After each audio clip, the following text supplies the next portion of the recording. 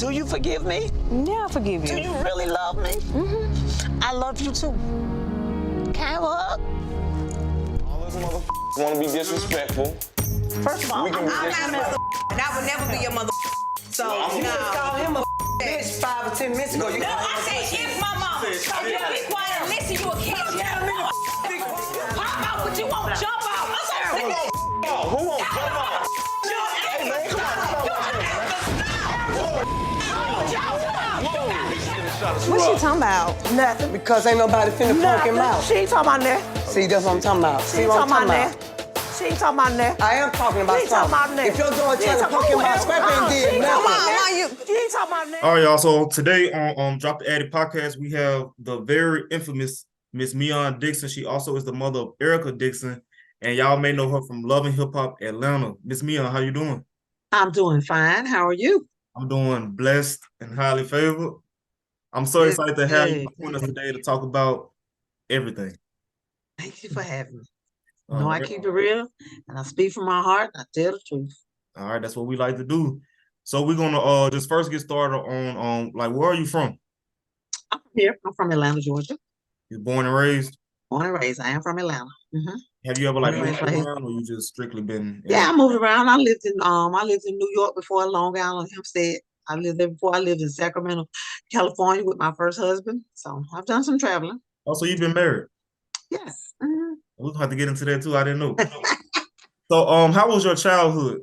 Like, who were your kids and everything? Like, I had a very good, blessed mother, blessed father. God bless his soul. My father has passed, but I had a very good upbringing. Very good upbringing. Strict, don't play the radio environment. My mother and father did teach us how to be women and men. all right, and they stayed together. So you grew up in like a two-parent household. No, they didn't stay together, but my father was there. My father was there, my mother, and my stepmother. Mm-hmm. Okay, so you had a stepmother. What about a stepfather? No. Well, I did. Yes, I did have a stepfather. Yep, my stepfather too. I had 2 moms, 2 dads. Okay, it sound like you Family, had very family orientated. Mm-hmm. sound like you had a village behind you growing up. I did. We had a very strong village. Very strong village. All right, so I did want to get that backstory, but of course that we know from you coming on to Love and Hip Hop. Mm-hmm. You came on and you was very open about a drug addiction. So Right. we want to jump from the childhood to that part of your life and just tell us, like, about that journey. My choice to get on drugs, the choice to get on drugs was my choice. It had nothing to do with my upbringing or nothing. That's why I tell people, don't never say what your kids won't do, because you can't say what they want to do. But it was my choice. It was a horrible experience, but I felt like I fit in. I wanted to do what I saw other people doing, wanted to be a follower, wanted to be liked. And that's how I got caught up in the drugs. And my drug of choice was crack cocaine. I did crack cocaine for about almost 20 years, because I've been clean 26 years. And I'm not a recovering addict, I'm a recovered addict, because it's over. Man teaches us to never say never, but God said you could do all things through Christ. And I got saved in prison, just like Paul. I don't need no validations. I don't need no hallelujahs and none of that. I know who I am. God made me. And we're all made uniquely and differently. But that was my choice. And I got tired. I just got tired. I got tired. I didn't want to do it no more. Crack cocaine is a mind-altering drugs, and I didn't want to do it. And I just prayed and asked God to take it away. I did go to several rehabilitation centers. I went for my mama, my dad, probation, or parole. But when I got down on my knees and I confessed my sins to God, and I told God, I'm tired. I don't want to do this. I can't do it by myself. He took it away, and I never picked up again. That's a story right there. That's a real testimony. And I do want to touch on this, like, because I've had like users in my family, right? Yeah. Mm-hmm. And I think like most of them start off, like, even before my time, like, I heard that most of them start off in denial. So did you ever have like a denial part, or you was always? Of course. Who wants to admit you're doing wrong? Right. So how long did it take you to finally like say, yeah, this is what I do, and this is what I'm gonna do? I got some bad drugs, and I called my mom and told her, Mom, I'm on drugs. I need help. And she came and she got my children. And that's the first time I went to a rehabilitation center. But it wasn't over then. I got you. Because, we think we smart, we can fool people to get cleaned up and all that and go back. I went back. I relapsed 100,000 times. Okay. 100,000 times. And I want to ask you about those rehab centers. Like, what do you think that are they useful, or is it just strictly about your time? In my opinion, they're not useful. The key thing is keep coming back because they're going to get paid.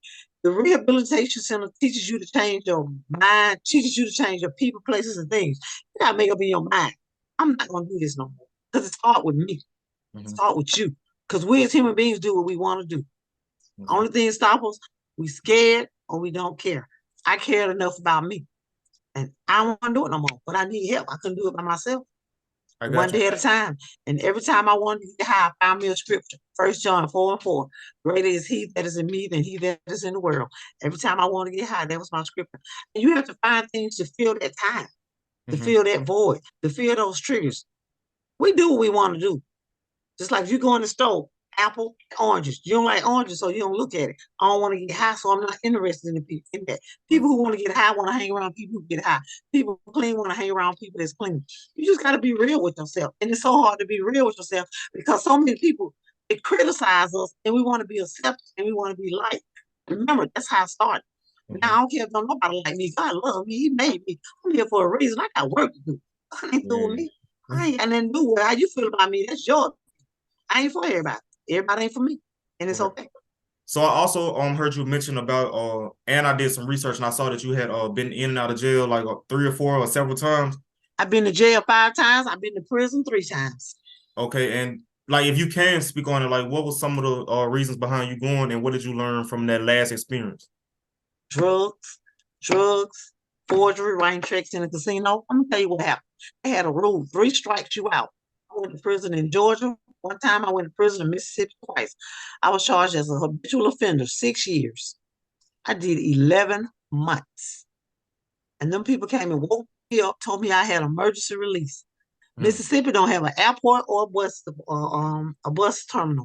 They took me to Memphis and sent me home off a 6-year mandatory sentence. And I haven't looked back and I won't look back. That's the first miracle God performed in my life that I acknowledge. And it shows you God is definitely real. So I know He's real. I could have had AIDS, I could have been dead, everything, but I'm still here. And I have none of it. And if I didn't tell you I was on drugs, you wouldn't know it. That's what I was gonna say. One thing for sure. I've been better than me and I've been myself. Right.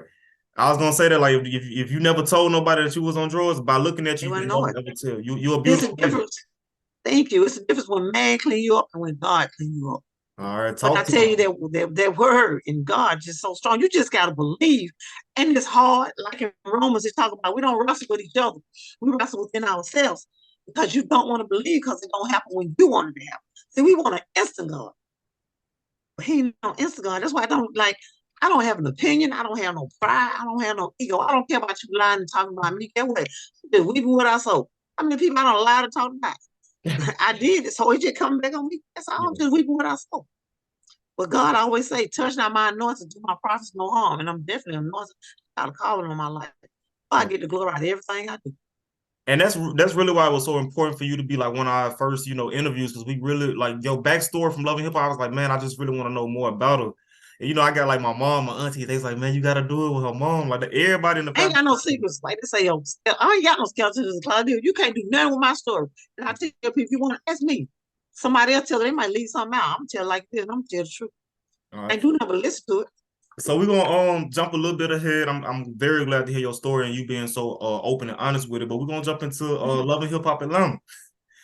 We're going. I just really want to start. How did they approach you with Loving Hip Hop Atlanta? And did you think about doing it, or was it just like a no-brainer for you? I hurt my daughter real bad being on drugs. Oh, I have 2 kids, Erica Dixon and Mingnon Dixon. My kids were hurt. So whatever it took to start mending, first thing I got to do is admit I was on drugs. I mean, one time my kids weren't important to me because drugs was guiding my life. That's all I wanted to do. So whatever it took to start of making amends with Erica and Breon, it was going to happen. It was going to happen. I said, if I take 1 step, he'll take 2. And the first step was to sit down and talk to them and tell them the truth, because she felt at one time that I didn't love her and I didn't care about her. It wasn't that. It was I was sick. I had an addiction. And that's the truth. And my addiction came first. Yeah. And I had to sit down and talk to her and admit that to her, and admit that to her. I didn't plan for it to come out on TV, but it did. But I wasn't ashamed when I was doing it, so I'm not ashamed to tell my story, and I'm not ashamed to want a relationship with my children or to do what I got to do to get my kids back in my life. Because my kids were out of my life for 6 years. Oh wow. So I know if I'm not mistaken, I believe this was your first scene on there. Y'all was sitting down and y'all met up.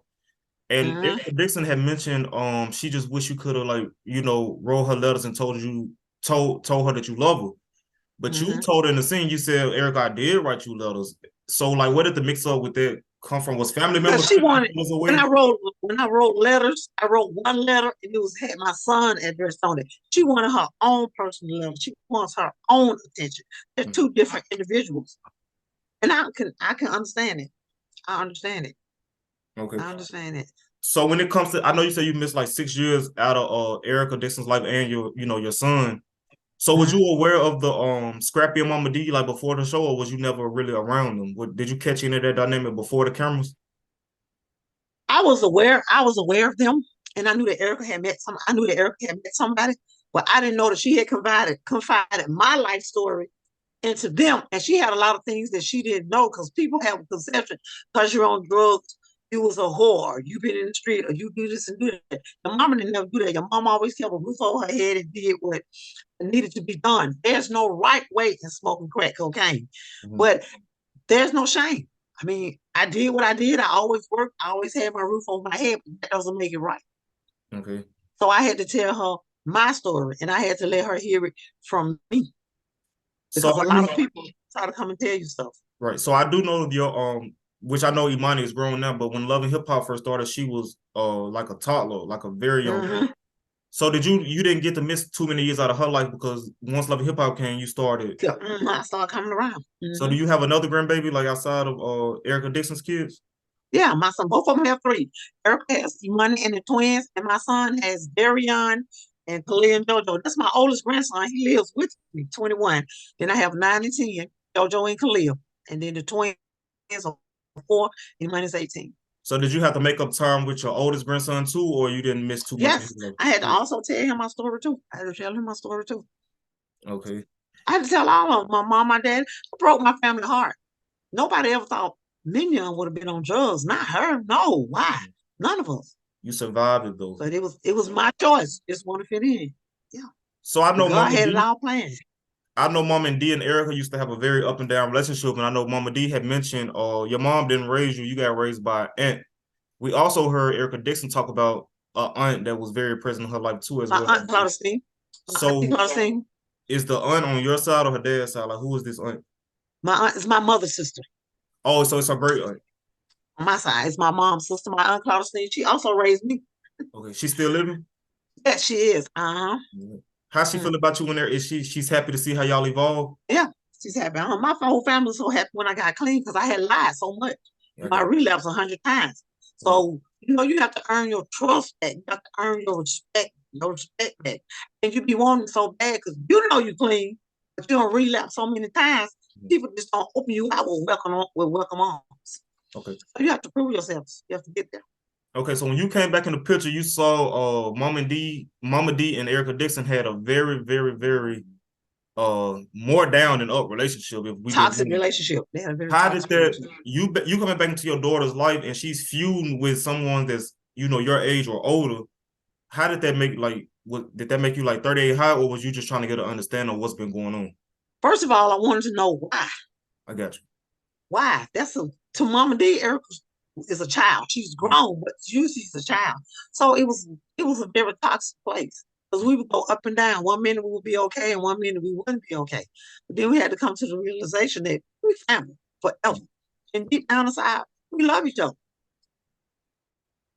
We might have been chasing a check or whatever, but nothing is important. It's disgrading your family, or lowering your family, because at the end of the day, we still gonna be family, and somebody else gonna come along and do the same thing you're doing. You're gonna get replaced sooner or later. It don't last forever. So let's be real with each other. Everybody has baggage. You can tote it on your back, or you can sit it down and leave it and keep on going. And that's what I did. I set it down, I left it, and I keep on going. But you have so many people. Human beings are judgmental. Hurt people hurt people. True. That's what you got to remember. Because somebody hurt you, you ain't got to hurt them. It takes two people to have an argument. It takes two people to disagree. But you also have to be able to disagree to agree. And it's okay. My walk ain't your walk ain't my walk. That don't mean I love you any lesser, and that don't mean I'm gonna throw up your past. And then it depends on I'm a strong-minded person. So I don't care what you say about my past because it's mine and it's true. Now what? And then you can do it. Yeah. So it's two scenes that I do want to specifically talk about with the whole family dynamic. I want to talk about the famous dinner scene, and I'm sure you know what I'm talking about. Yep. And I also want to, okay, we're gonna hit on that scene first. We're gonna go one scene at a time. You were seemingly I would say kind of mellow in that scene. And you did tell Erica to you know, try to calm down. Did you always know that Erica was raised like that? Because Erica is she's known as one of the classiest women on Love and Hip Hop, but Erica also don't take no shit. You know what I'm saying? And she got it from her mama. We hold stuff in. But when we reach our limit, okay, you did this last year, you did this year. This is it. When is it gonna stop? I let you get away with so much, you keep going. You have to put a stopping point, and everybody has an anger point. Now, I don't get mad anymore in my life. I'm 58 years old. I stopped getting mad when I was 50 because to find the word mad, just some feelings or attitude that's changed. When I can use that time praising God. I took this therapy class, RET, Rational Emotive Therapy. A, the problem. B, what part did I play in? C, what am I going to do about it? D, the resolution. E, did I get solved? I do that with everything. I do that with everything. And I can't get mad and work it out. So I have to go through my steps and I have to work it out. And I have to realize the part that I play in. So at that moment, did you feel like Erica was disrespecting her elder, or did you feel like Erica was right in what she was doing? I felt like she was right because she was tired. She was tired, and we were having a dinner to try to make amends. You can't come in nobody's house and disrespect him. Under no circumstances. Could have been handled different, yes. But she was tired. So in the scene, she said to Momma Dee, I think that she said Momma Dee pop off, but she won't jump off. And it just, and Scrappy was like, you know, I guess he felt like she challenged his mom. And he was like, man, what? And she pushed him and everything blew up. I did notice in the scene, however, you didn't really say too much, but you stood in front of Erica after a while when Momma Dee was trying to run in. So I'm guessing if it would have went down, Momma Dee was gonna have to see you before she. Of course, she ain't finna put her hand on my child. Nobody. Right. Not just her. Don't stop there. Anybody.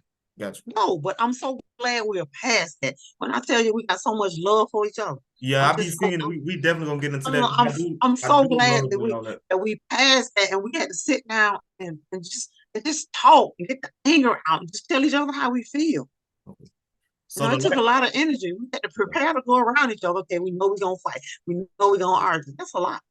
Okay, so the last like bad memory scene we're gonna talk about is the one I think Scrappy was going to jail or getting released.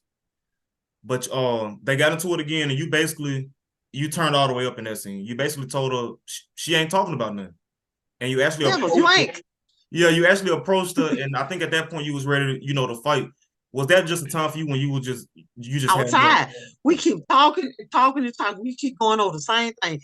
Every time somebody's angry at me, you want to keep going on my dish. Everybody in the world know I've been no crack and I've been in jail. That's old, and it's the truth. Talk about something else. You ain't talking about nothing. You keep talking about the same thing over and over. So can you quote your infamous line? You ain't talking about nothing. You ain't talking about nothing. You keep talking about the same thing. We keep talking about the problem. Let's talk about solution. Let's talk about where I am now. Yeah. People don't want to talk about the positive stuff. They like to talk about the negative.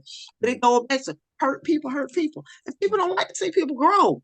If I hold on to my blessings like this, ain't none get in. So if I open up and spread them out, more coming. So that's what I got to do. I got to keep spreading them. I tell people every time, everything you heard about me, guess what is true? What you want to talk about now? You got to ask me, man, it's true. Keep going. So what would you say, what was your favorite scene, including you or Erica, you or your daughter, what was your favorite scene in the whole Love and Hip Hop history? When we were sitting down and we were eating ice cream, and I asked her, did she want me in her life? And she said, yes, but she wants the real me. She don't want no lying mama. She don't want no crack ass mama. And she wants a mama that wants to be there. And she said, yes, and I wanted to be there. Okay. But I had disappointed my kids and let my kids and my family down so much. Whatever it took for me to get there, I was willing to do it. And I had to show them that. Okay, and what would you say, what was your least favorite scene? Like the hardest one for you to watch? It could be with you in it or just Erica. Like Say that. what was your What was my hardest scene to watch or your least favorite? Seeing them fight. I don't like to see the fighting part and the arguing and the name calling. I hate that bitch. I hate that B word. The name calling and all that else. Because I know that they don't mean it, and I know that everybody's hurt and everybody want to check. I mean, we're real people. We're human. We got feelings. We're gonna be around each other forever. Why are we doing this to each other? Gotcha. And words hurt. Okay, so we're gonna get into Imani and stuff going to college. I know y'all been doing a lot of stuff, but before we do that, it's been a lot in the air with Bambi and her mother about them mistreating, Imani, leaking supposed voice messages didn't even supposed to be recorded. What's your take on Bambi and what her mother is doing or have done? First of all, Bambi's mother disrespected money about, I'm not sure quote for quote, don't quote me on it because all of this is correct, turning her head and calling her, she called out her name, she called her a label, her money was 14 to 15. If you have a problem with her, you should check with her parents. You have no reason to be trying to chastise her, period. Period, not at all. Now, I don't know the deal with Bambi mistreating Imani. I've heard of it and I've heard Imani speak on it. It's not right. These kids have nothing to do with these kids are siblings. They should, to me, they know too much. They know too much and they too much in grown folk business. And they should not be. But that's because we as adults allow them to do that. Right. Because we're supposed to be teaching them to love each other. And I'm not saying that things are always going to be perfect. Some things are just not for kids. Right. I feel that Bambi and her mother are both angry toward us. I feel like there's no understanding. I feel like, I know that they never want to talk. You can't sit down and have a conversation or talk. Why? I don't know. Because it's always turned into anger or disrespect. And nobody's going to disrespect my granddaughter or my child with me around or put their hands on me. And I'm not even a violent person. Right. But if you come for me, I'm going to meet you halfway now. We heard that. So we to fast forward past all that, we do know that you it's seemingly that you, Erica Dixon, Scrappy, Momma Dee, the whole immediate family is in a great place. Like I see y'all yes, doing a lot together. I think y'all just went to a birthday party. So how did y'all get to that place? And I know you like it, right? Yes, I do. For me, with a whole lot of prayer. A whole lot of prayer. And I'm a question person. What have I done to you? What can I do to make it right? I don't have a problem with begging or trying to make it right. Like I told you, I don't have no opinion. I don't have no pride. I want to do right by God. But that's where my help come from. He didn't bring me this far to leave me now. Right. So whatever it takes to make it right with my daughter, with Momma Dee, or whoever. I never want to be to where I can't say, hey, how you doing? Or anything. I don't have no hatred in my heart. I don't have a person in this world I dislike. But through prayer and just conversations, let's sit down and talk about this. What can I do to change? Are you willing to do this to change? If I tell you something that I don't like, if you care about me, you're gonna change it. If you don't, you're gonna keep doing it. And then it leaves me two choices: to accept or not accept. If I'm accept it, let it go. If I'm not gonna accept it, keep it moving. Yes. But I'm not gonna place myself in no unpleasant place in my life. I don't have to. Okay, so let's talk about you outside of our TV. I know at a point of time you had started a t-shirt line. How did that t-shirt line do for you? It's doing fine. I still have it. Same thing. You have it? T-shirts, I got them. You ain't talking about that. I still got them. All right. A t-shirt line. You ain't talking about that. So like what else do you do? Do you like got any other businesses, regular like 9 to 5 or like what's up? Well, I'm a retired truck driver. Really? I retired I can't mention the company, but I'm a retired truck driver. I had some ups and downs, so I had to stop driving trucks. So right now I do home health care. That's what I'm doing right now, home health care, and I'm looking to go into the towing business. Okay. Towing business. Do you do any I know at a point in time you was like doing public speaking, I think. I do public speakers and I also do one-on-one, but they have to be ready because I'm a strong-minded woman and I tell the truth. Right. I tell the truth, and I don't play games. Don't let people play with me because I was the best game player, so I recognize it. So, how do you feel about of course, Erica Dixon is your daughter, and I'm sure you see the memes going around about like she's one of the beautifulest women in reality history. My baby is gorgeous. Yeah, but how's that like with that being your child? Like that's crazy, huh?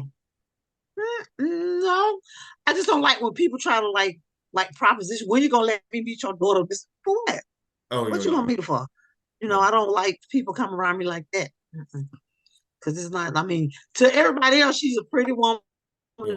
and all that. But to me, that's my baby. That's my child. Right. So who was your who would you say your favorite Love and Hip Hop or Atlanta cast member is? Erica, my child. Erica. Mm-hmm. Is it anybody that had scenes where you were just like you be ready to turn the TV off when they come on? No, no. Because in the beginning, it was exciting and it was fun. But then it started to where we all started low rating each other. Yeah. And I think lowering our character. And I was just like, wow, where is this show going? Right. No, I questioned myself about being on. So I got you. So would you consider Scrappy ever being your like son-in-law at a point in time? would I or did I? Like, did you like at a point in time? At Like, one even if time, they wasn't I married. think I know Scrappy loves Erica and Erica loves Scrappy. They're in a good place now. But yes. Because I know you used to always say, I know he used to, I mean, we all human and, you know, we men, so I understand sometimes we do react out of anger. But you have said at times that he was, you know, respectful. You said he was. Yeah. Yeah. Only doing the anger, we all get angry and caught up. I mean, he's disrespected me before. I've disrespected him before. We're in a better place and we all apologize. We, you know what I'm saying? We can admit our mistakes and keep moving. Okay. So with some of the, I wouldn't say Erica had to compete, but from on TV, we saw like, you know, other women going into that relationship. How did you feel about like Shea Bucket Johnson and Diamonds on there now? Like, do you feel like they could have been a good fit for him, or all you saw was your daughter? All I saw was Erica. I can't focus on them. I don't judge people. I don't speak on people. Gotcha. So I have no comments on them. I think all the ladies on the show are beautiful. Right. And I think we all can act like women, and that's what we need to do. You know, your character says a lot about yourself. It's about your character and your demeanor. Can't nobody represent you like you. I got you. So we just hope to see a lot more growth from the immediate family. I'm saying like you, Momma Dee, like it's a beautiful thing, and I don't think people shine enough light on it. I love Momma Dee. How was the birthday party that y'all was just at? It was awesome. It was beautiful, and she looked beautiful. I love Momma Dee. I love Scrappy, his family, my children. We all in a good place. My grandchildren. We know you sober. Do you drink at all, or you don't do nothing? Yeah, I turn up sometimes. What's your favorite drink? Lemon drop. What, the martinis? Martini, lemon drop martini. All right. Yeah. So what's next for you? You gonna pop back up on TV, or you just gonna keep doing whatever God leads you to do? Whatever God leads me to do, I'm gonna do. When God say do it, I'm gonna do it. Whatever He tell me to go, I'm gonna go. He tell me to say, I'm gonna say. What He tell me to do, I'm gonna do. Okay, can you give us a little backstory about like Love and Hip Hop? Because people say it's scripted. Like, can you just like break down like maybe how a scene go? Because I heard it's like set up, but it's not scripted. So like, what's a day in a life of Kim? It's not scripted. They give you opportunities to work things out. How you work them out is on you. But they don't really want you on there acting like no fool. But it happens. It happens because feelings and emotions are involved. But nothing is scripted. They just put you in awkward positions to see how you're gonna act. And you may say, I'm gonna go on here, I'm sit down and talk with her. And you know, y'all flipping tables and throwing drinks because your feelings are involved and emotions, because we all human. That's why you just have to think about stuff. You have to think about the way you treat people and the way you do people. So of course I'm a viewer and I'm on the outside looking in, but something that's been very big on the media is Spice and Erica Mingnon. Do you feel like her calling her a monkey was racially motivated, or was she just angry and the I do. I feel like she said it out of anger, but at the same time, it is a racial slur. I don't think she meant it as a racial slur, and I don't think she wasn't expecting the reaction she got behind it. But that's why you have to think before you speak, because you know if it come out the heart, if it come out the mouth, it came from the heart. So it kind of makes you feel like that's how you were feeling all along. So you just gotta think about the things that we do in life. Your life don't tell on you till you get old. Tell people all the time, you have fun and game and all the things you do. But as you get older, you start to reflect on things. If I could turn back the tables of my life, all I can say, you have to think. But she really put her foot in her mouth. She put her foot in her mouth. Yeah. But do you think they should have aired it? Because from what I've been like reading and stuff, they said if Love and Hip Hop really felt like it was that bad of a deal, they should have never aired it. It depends. It can go all kind of ways. They could be trying to promote and then they could be trying to demote. So it depends on the person who aired it and their motive for airing it. Right. Their motive for airing it. So how do you feel about you being one of the most popular TV moms? Because, you know, everybody, like, a lot of shows got TV moms. You got, like, Sister Patterson, I think New York's mom. You got Black China's mom. You got Erica Dixon's mom that I'm talking to right now. Like, how do you feel about being a TV mom now? I feel blessed. I feel blessed, but they have to understand I'm not going to do what they want me to do. I'm going to do what God wants me to do. Yeah. I'm not a foolish or a dramatized person, so I'm not coming on TV like that. Yeah. Wherever I go, I'm going as Mingnon. If I can't come as Mingnon, I'm not welcome. I feel it. I feel it. So, what's your social media ads, and what can we get, like, people that want to book them one-on-one sessions with you? Anybody who want to book a section with me is Mingnon Dixon, MINGNONDIXON @gmail.com. It's also my Facebook and Instagram. Same thing. Everything is Mingnon Dixon. All right. All you have to do is DM me, reach out to me. All right. And last thing, I see that you post a whole lot of motivational posts on your feed too. So I know you touch a lot of people about it, right? Because sometimes I fast from social media and people be going crazy. Yeah. But when God tell me to fast, to pull back, I have to let go of what I like for him. So what's one of your best quotes that you live by, like, day to day? I told you, 1 John 4:4, greater is he that is in me than he that is in the world. All right. That's my favorite one right there. I'm gonna have to put that one on my phone. Inspired by you. Yep. Well, it was great talking to you, and again, I wish you the best, and I can't thank you enough, especially for bearing with me. Like, you were so easy to work with, and I really appreciate you. That's what I'm saying. We gotta help each other. Right. Gotta help, but at the same time, people have to understand your emergency ain't my emergency, but that don't make you a bad person. Right. We have to be able to disagree to agree. That's it. All right. I thank you for having me. All right. Thank you so much, and we.